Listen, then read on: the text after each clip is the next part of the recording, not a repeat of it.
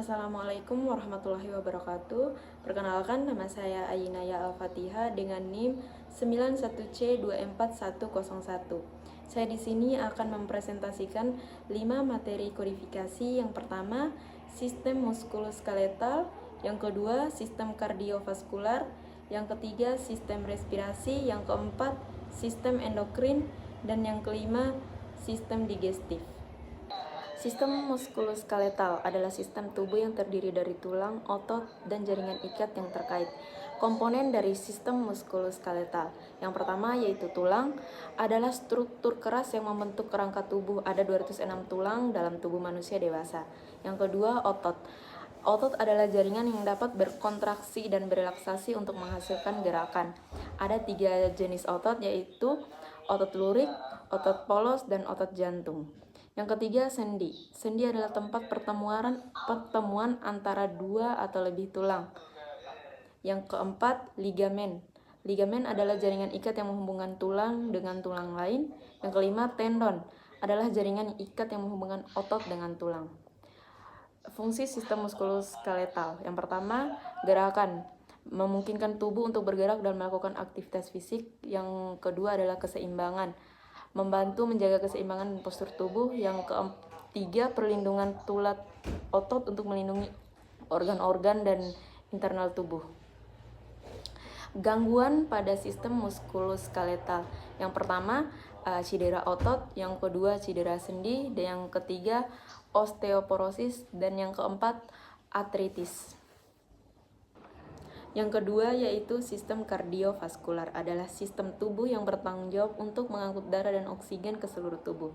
Adapun komponen dari sistem kardiovaskular, yang pertama yaitu jantung. Jantung adalah organ yang memompa darah ke seluruh tubuh. Yang kedua, pembuluh darah.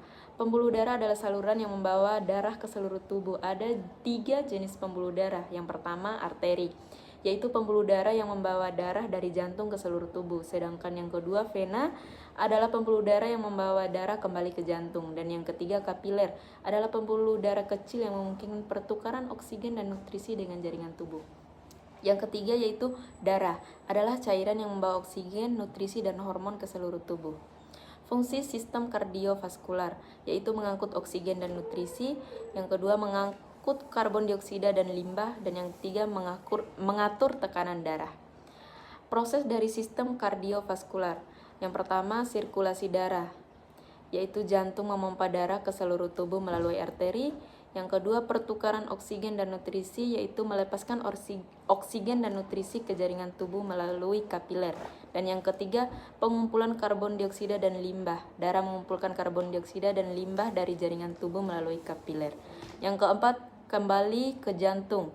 Darah kembali ke jantung melalui vena.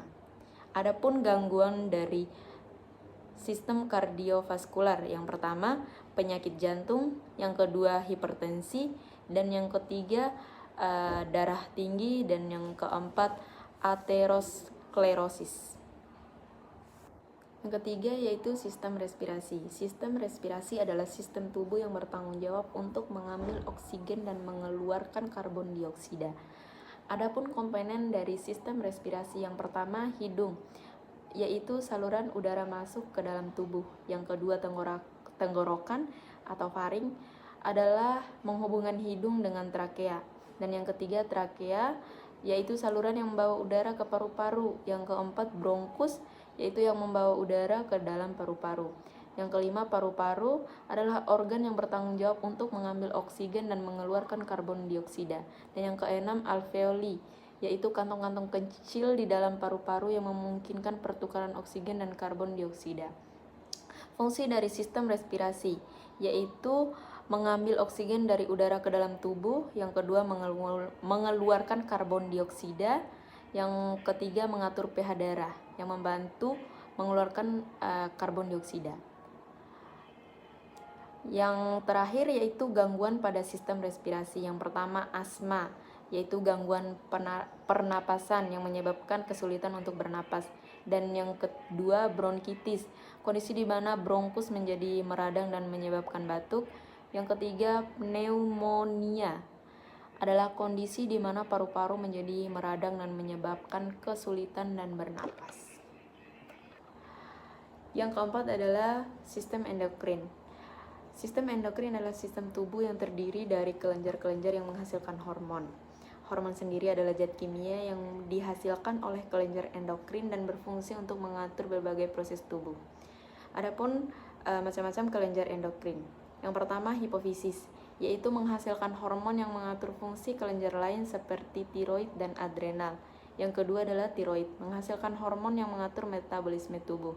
Yang ketiga, adrenal, menghasilkan hormon yang mengatur respons stres dan keseimbangan elektrolit. Selanjutnya yaitu pankreas, menghasilkan hormon insulin dan glukagon yang mengatur kadar gula darah. Selanjutnya ovarium, yaitu pada wanita, menghasilkan hormon estrogen dan progesteron yang mengatur siklus menstruasi dan kehamilan. Yang terakhir testis pada pria, menghasilkan hormon yang mengatur perkembangan pada pria. Selanjutnya yaitu gangguan pada sistem endokrin. Yang pertama diabetes, yang kedua hipotiroidisme, yang ketiga hipertiroidisme, yang terakhir gangguan reproduksi. Yang kelima, sistem digestif adalah sistem tubuh yang bertanggung jawab untuk mengolah makanan menjadi nutrisi yang dapat diserap tubuh.